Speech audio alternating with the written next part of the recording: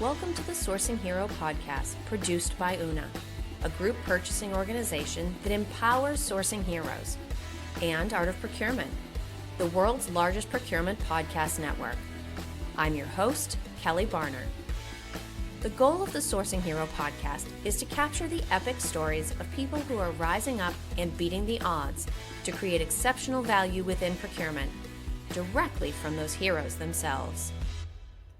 Today, my guest here on the Sourcing Hero podcast is Tom Williams. Tom enlisted in the U.S. Army in 2013 and became an Airborne Intelligence Analyst. He has served in locations from the Middle East to the Arctic, displaying exceptional dedication and forming his own unique philosophy on leadership, something we're going to hear about today. So, hi, Tom. Thank you so much for being with me. Yeah, thanks for having me on. I'm super excited. Well, I have to say, so am I. I think you're my very first podcast guest that's even been to the Arctic, let alone served there in a military capacity. So I get to check off another part of the globe. Oh, But beyond the high level background that I shared in my intro, what else do you like for people to know about your background and professional experience? yeah, sure. So 11 years, like you mentioned, in the Army. I've done everything from 10 Special Forces Group, the 82nd Airborne Division, where I'm trying to go back to, and then I'm up here with the 11th Airborne Division in the Arctic. So I deployed in 2016-17. We won the Battle of Mosul. We defeated ISIS over there. Great stuff. And then here I am today, father of five. Wow. Now, just to make sure I heard you right, are you in the Arctic now? No, we're in Anchorage, You but a lot are. of the Well, work that that's we do, still yeah, really north and cold. Okay, this is we'll the give you partial subarctic. credit. Yeah, but we have been to the Arctic. Absolutely. Now, let's talk a little bit more about sort of this leadership philosophy that I know we're going to get to today. Some of those things, and you just talked about them, were opportunities that you had because you were recognized even before doing those things as a high performer. And I'm sure people that want to have opportunities, people that want to achieve and excel would like to sort of emulate that and so be given similar opportunities. Any sense of what it was specifically that the US Army and any of the leaders you worked with directly recognized in you that caused you to be selected for those opportunities? Sure, yeah. So like the barrier to entry for the military, if you want to be the guy for anything, is always the right place, the right uniform, and really the right time, right? So those are like your three basics. Now, if you want to get to like PhD level good, you start solving organizational level problems. Yeah. And so for me, probably how I got the home run in terms of like getting to do what I did in Iraq was this platoon leader. She was fantastic, but she was still very young, didn't have any experience doing collection management at the time, which is like essentially like trying to get the assets at the right places at the right time on a spreadsheet. And I wasn't married at the time. I had no kids. So I spent all weekend working on this problem. When I went to work on Monday, I was like, hey, here's the solution to what I think your problem is. And she's like, boom, hired. You're going to be my guy for this deployment. So it's stuff like that. So if you really want to get to the PhD level stuff, you just figure out what your boss's problems are and you solve it without them even having to ask you to do it. That's kind of like my claim to fame and what I try and do everywhere I go. Now it's harder at some levels than it is others, but But that but being proactive, I mean, so many times you go through life, and it doesn't really matter if it's a professional capacity, military capacity, frankly, community or family. A lot of times you see people sort of doing the dance, like, I'm not going to be the one that gets signed up for this task, versus you saw an opportunity, you saw a need, and you were proactive about signing yourself up for that. I think while it can be a challenge to make the decision to do that kind of thing, what appeals to me about it is that it does tell each one of us we are maybe more in the driver's seat of our own situation than we may even realize. You took a situation, you recognize it, and you sort of put yourself in the right place at the right time, wearing the right uniform, as you said. yeah, that's really it. Is we all get to choose our own destinies. I mean, I read the book The Secret when I was in high school, and I was like, man, this is so true. It's also true. Like you get to pave your own way, and the amount of effort that you put in is what you get in return. So Yeah. No, I think, leadership is one of those things that gets discussed certainly in business all the time. I'm sure it's the same for the military. And every once in a while, you'll see sort of a little meme type thing or a little picture that goes by that, okay, this is management, but this is leadership. And leadership is hard because there are so many intangibles between it and management that truly make a difference. And fortunately, there's no one right way to lead. But are there some components or some personal characteristics that you have seen really need to be present in people for them to be not just good managers, but effective leaders? Yeah, it's a fantastic question. So here's my philosophy, right? Like anybody can be a boss, right? Anybody that works at McDonald's, fast food, you can be a boss, but you can also make the decision to be a leader no matter what Mhm. level you're at. Because leaders can also be peer leaders. They can be your actual boss who's also a leader. And then they've got like organizational level leaders, which is like, for me, it would be like the Department of, Defense is like, like my big leadership. And then I've got like battalion leadership and all the like the subordinate commands underneath it. But going back to like characteristics that like really like line up based on like what makes you a leader versus a boss are pretty simple. Do you actually care about the people that work underneath you is probably the biggest identifier that I see. And this is even in my years in the army and just in the military in general. You can tell like, hey, this guy right here, he's more of a boss. But this guy over here, that's a leader, and I would follow that guy to hell and back any Mm, day. So there's just like you can just smell the leadership capabilities on somebody because the way that they treat you. Do they know your name? Do they know about your family? I talk about this quite yeah. frequently, is like how invested with my mental capacity am I in my people, and do I think about them before I assign them tasks? Like do I think like, oh, so and so's strength is this, maybe I should give them that task because they really like doing that kind of stuff. And then another thing is too, I've been preaching recently, is like give people paid days off. Like if you're a real leader and not a boss, you're going to give people their time to go and appreciate their life's big events. I've missed big life events, but I'll tell you, like the person that remembers my wife's and I's anniversary and gives me the day off, I'm going to work 10 times harder for that guy on the flip side, or gal. Well, and I think that's cool because you talk about some of the things like connecting with people on a personal or individual level, really thinking about pairing someone with a situation where not only are they going to be successful, but it's truthfully going to be good for everybody else involved. It means that there are things that ideally should be present, but that each leader or aspiring leader can also put their own stamp, can use their own style in terms of exactly how they lead. Have you had an opportunity to experience a wide range of leadership styles and over time kind of, I think your anniversary example is an awesome one. Maybe that's something you literally carry forward versus maybe something else you experience and you say, wow, effective coming from that person, but I don't think I can do that and seem authentic in it. Have you had a chance to think about, okay, leadership overall, but what is my style? Yeah. I'll start by giving you my biggest weakness. I am terrible with names. I am so unbelievably bad. Like I can remember somebody's face from 11 years ago, but I cannot remember their name for like the life of me unless we worked together, essentially religiously over time for quite a bit of time. I had this old boss. His name at the time was Colonel Work. He was my brigade commander who I worked for in Iraq. Now he's the division commander of the 82nd Airborne Division. Fantastic leader, best leader I've ever worked for in my life. This guy can remember people's names like as far back as time goes. Wow. Like I'm not that guy, but he is. But it does make you feel special when somebody so high up the chain remembers you, even when you're pretty low on the totem pole. So that's one thing that I'm terrible with. But for me, for really what I take to home every single time as a leader, is really just I care about people's time. I really don't Yeah. like wasting people's time. This is a volunteer organization in the Army. Like we all sign the contract, we all raise the right hand, and we swear to defend the Constitution of the United States, right? So for me, I'm like time is our most precious resource as humans, in my opinion. I don't think we can buy time back as much as people talk about. Like I'm going to get rich so I can buy my time back. Like you're not buying time you've already spent back. You've already lost that time. So really the biggest thing for me, like I had mentioned, is giving people their time. And the more that I've done that, the more I've realized that like people truly care. The more you use their time effectively.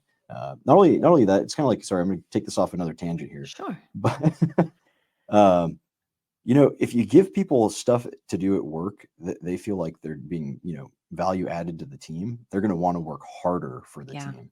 And then on the flip side, by not like giving them their time off, then they know like, hey, when I go to work, I'm going to put in work, and when it's time to have off, I'm going to have that time off. And like, if you can find the balance as a leader, it's really important, and it's really hard to get like right. Like I've had to admit, like work on that left and right balance pretty hard, but And that is tough. And knowing that everybody is making their decisions or valuing things based on a slightly different set. I mean, I think most people would rather have more discretionary time than less. Most people would rather have more money than less. But exactly how they would draw the line between those two things is going to be a little bit different by person. And I think it's interesting that you bring up this topic of time. So let's look at that in another way.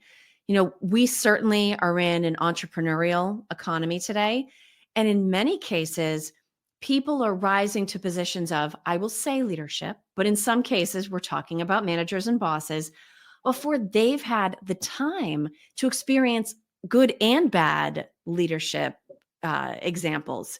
Now, do you have any specific advice for people who find themselves in positions of potential leadership when they're young or early in their career versus people that have been around for a few more decades and have maybe experienced some more things?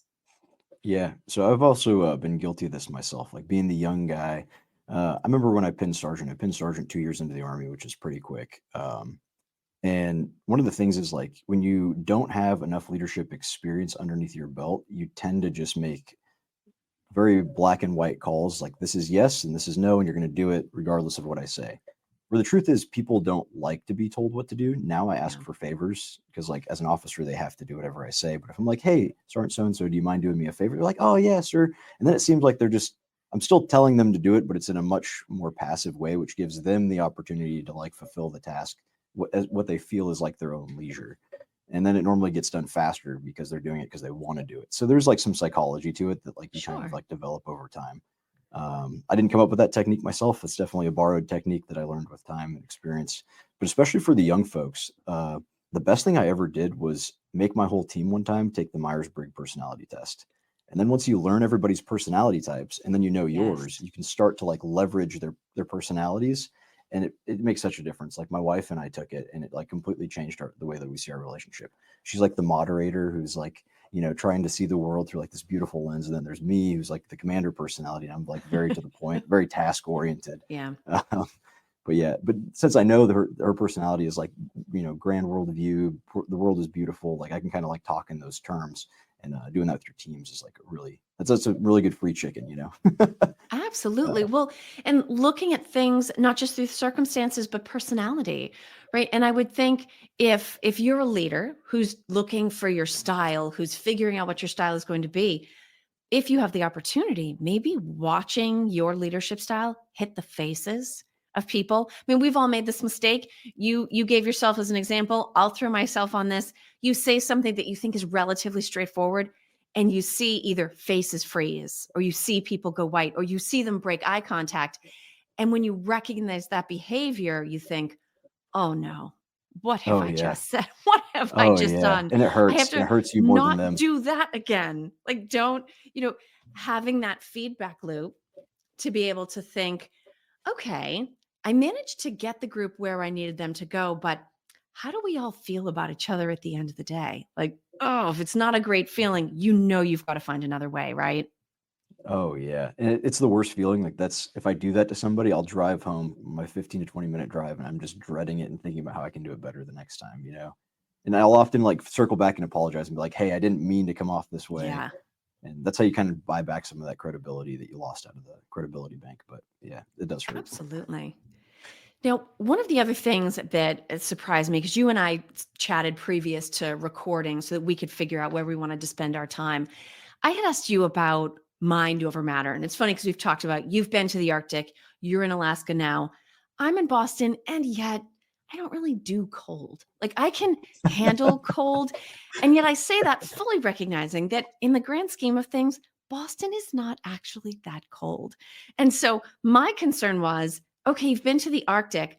I can't imagine functioning mentally in a place that is so physically challenging. And you said that's actually not so hard, right? Yeah, yeah. So I think I gave you my elevator pitch, which is kind of like if I can get 20 to 40 people to follow me out of an airplane at negative 20 degrees, full knowing it's going to be negative 50 degrees that night with high winds, and they'll do it, then I can pretty much coach anybody on how to lead. Um, yeah. it is more mind over matter, because the reality is like, it's part about trusting your equipment, right? I don't think maybe I've got the jacket here, but we've got like level 7 jackets that are, it's like wearing, a comfort or sleeping bag, for Okay. example. So we've got all of the equipment to where you're going to survive, you're not going to die. And once you have that confidence built up, it's fairly easy just to like execute. It's like jumping out of an airplane. I just had, like my 50-second jump. It's like you just do the exact same motions over and over and over again. It's nothing really changes. And that's why I think we went down the conversation of training, right? And so you're Yes. actually like training the same things over and over and over every single year through a training cycle, so that when you do it for real and you build up, you start out incrementally and then big exercise, incrementally, big exercise. So like you're training all of the tasks over and over and over again. So it's just muscle memory, and you're just doing the same things. And that's how we get the mind power in the military. It's the training, more so than it is like the matter, because it's going to be cold, and the cold Yeah. it can be harsh. Now, can you train on leadership? Is Oh, that something absolutely. where you can train? Absolutely. And the only way that you do that is by doing it. Like, so one thing that I used to do in my platoon all the time is I would take the private, who's like the youngest guy fresh out of basic training, and I'd be like, okay, Sergeant so and so, you're going to coach him along. This is your guy, but he's going to run your team for this little exercise. See how he does, and we'll give him some coaching pointers at the end. Boom, execute. He goes and does it. Comes out like about a 50% solution, and the next time he does it the next week, he's a 60 or 70% solution. You keep doing that over and over again, because like fire commands for a rifle team are really not that difficult. You're literally just employing people in the right spots and making sure it's safe when you shoot. Not that complicated. It sounds complicated if you don't do it for a living. It's Sure. not that complicated in reality. But them like having that picture now, when they go back to be the rifleman, and they know like, hey, I'm going to be this guy in like 2 years when I'm the sergeant. Like now they understand why he's making those decisions, and it makes them trust their leader even more, because they've been the guy having to make those calls. So it's like a triple win essentially. Yeah. Well, and I'm also a big fan of sort of like free lessons. So I'll say Yeah. this from my perspective. I spend a lot of time interviewing people. So when I'm not interviewing someone, but I'm watching an interview happen, if I can, I will actually try to switch off my brain around the content. I forget what they're talking about. Watch the body language, watch the technique. You try to sort of watch other people. I personally don't like it when people are yelling over each other. So, like, okay, not going to do that. Not going to get in fights with people during podcast interviews. Doesn't make for good listening. But I think in some cases we can sit back and do our primary job and watch other people doing the job we aspire to and make little mental notes. Do you find that that's an effective part of leadership training as well? Oh, absolutely. Remember Colonel Work that I was talking about a Yes. couple minutes ago? I remember I used to look at that guy and I was like, man, I want to be him. And I was enlisted at the time. So he offered me the opportunity to like write him if I ever need anything. And I was like, hey, would you, support me in becoming an officer? He's like, absolutely. Next day I got a letter of recommendation, and that's how I'm an officer today. It was because I wanted to be like him, and I was trying to Yeah. emulate the things that I thought were cool. Still can't pull off the name thing. That is unbelievably hard to do. I'm bad with names. I admit it. But yeah, no. Also reading books, right? So like I remember coming into the Army, I think it was Colin Powell's book titled "It Worked for Me." If you read books by people that you want to be like, it's Yeah. super easy to pick up some of the things that they like and they don't like. Some of my most famous one-liners from being around the battalion are from that book that I read when I was 17 years old, thinking about joining the Army. So yeah. And I don't know if it was from the book you read, because it wouldn't surprise me to find out that Colin Powell had written more than one.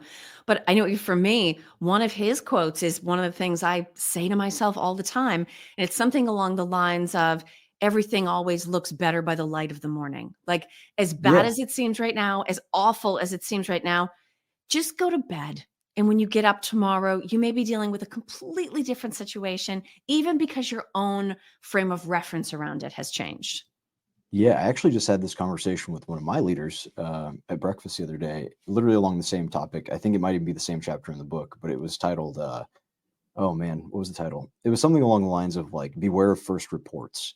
Because the Ah, first time you get a report, it's really bad. Like normally the first information you receive is like, the world is on fire. And yeah. then it's like, come to find out after a couple hours and some more information, it's more like, no, something bad did happen, but it's not as bad as we thought. We had the right leaders go and assess it, and it's Yeah. not as bad as it is. And how you respond as a leader is really important. And that mind frame that you're talking about right now is like a really good coping mechanism that I use quite frequently. Is like, don't like beware of first reports, because it might sound bad, And me as the leader, I don't want to be the one that's shocked and then turn around and like rage on my people, because that doesn't do anything. That just adds confusion. And you Yeah. need solutions, not problems. Yeah. Absolutely. There are already quite enough problems. I think we can all probably agree to that. There are already plenty of things outside of our control that are issues. There's certainly no need to be adding more problems to that pile. Yeah, absolutely. And you as the leader, like really have to be the person that's confident and calm even when the worst things are happening. And that's not something you just develop overnight, because the first time a bullet goes whizzing by your head, you're kind of like, whoa, that was close. So yeah. Yeah, definitely. And it's especially true in the civilian sector too, especially with some of my friends that are, in big business, so to speak, or my Yeah. brother. I mean, maybe you get a bad day on the stock market. There's no reason to like 100% freak out, because the stock market's still trending upwards. Absolutely. No, that's absolutely true. And in our personal lives, we deal with the same things, right? I love your piece of advice about being skeptical of first reports, because so many times that is exactly what happens. And so, uh, even the idea of leadership, it really doesn't matter what capacity you work in. If you're having contact with people, there's always an opportunity to be a good leader or a bad leader. Fortunately, for most of us, there's always another tomorrow. And so we get to try again, even if we have an off day. Now, Tom, before I let you go, we have sort of a tradition here on the Sourcing Hero. And I will say, I always sort of hesitate when I'm speaking to a veteran, somebody in the military, with this question, because I think it goes so much deeper. But we really do ask this of everybody that joins us on the show. So I'm going to give you two questions. You can answer whichever one you like, and there are no wrong answers. But the choices are either what does the idea of a sourcing hero mean to you? Or if you want to think a little bit more broadly, what do you think heroism looks like in a business context? Okay. Yeah, those are both really good questions. So for the sourcing hero aspect, would you like my logistician Oh, mindset we'll on this? take it. Absolutely. Okay. Because I was going to go with the hero one, but I think this could be a good pointer, just because I've recently moved into a logistics role, and I think the whole sourcing hero thing could kind of fit. So from a logistics standpoint, what I've learned in my first 2 months as a logistics officer on staff here is really, if you're able to forward plan as much as humanly possible, it makes everything immensely easier.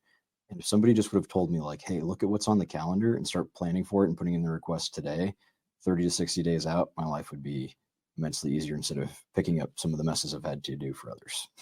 Absolutely. And since you sort of brought it up, I have to ask, because I will regret it for the rest of my day if I don't. Given your military service, given your emphasis on leadership, what would you say more broadly about heroism? You know, I had this piece of advice many years ago by a lieutenant colonel in one of my classes that I was in, and it was probably the best advice that I ever got. And it is, make yourself vulnerable as a leader. And this applies to both business and in the military. If you're able to sit there and actually like be human with somebody, they're going to work immensely harder for you. And that does take heroism. Like me opening up about, everything that I've done wrong in the military and giving that for free to people so they don't make the same mistakes. That is true heroism in terms of like simple stuff that they can do, especially just around the office on the day to day. So hopefully that meets the mark on your question. Absolutely. Now, if people are meeting you through this conversation, maybe they're watching the interview, maybe they're listening to us talking, if they would like to get in touch with you, if they would like to learn more about what you're up to, where would you direct them to go? Yeah, honestly, if you want to get in touch, I'm just kind of getting my business ventures off to the start. But Tom at warforgedleadership.com is the best email to reach me. I've also got a book out. It's on Amazon, Warforged Leadership, and it talks about actually a lot of the stuff we talked about today. So those are the two best avenues. Awesome. Well, Tom, thank you so much for being here, for sharing so much of yourself. And I have to say, stay warm. Thank you for listening to this episode of the Sourcing Hero podcast. Join us again next time for more true stories of sourcing and business heroism performed by your colleagues and peers. Look for the Sourcing Hero wherever you get your podcasts, and don't forget to subscribe. Finally, don't forget, sourcing heroism is taking place all around us every day. Keep your eyes open and you're bound to see it. Until next time, I'm your host, Kelly Barner. Stay well, and always remember that you can be a hero too.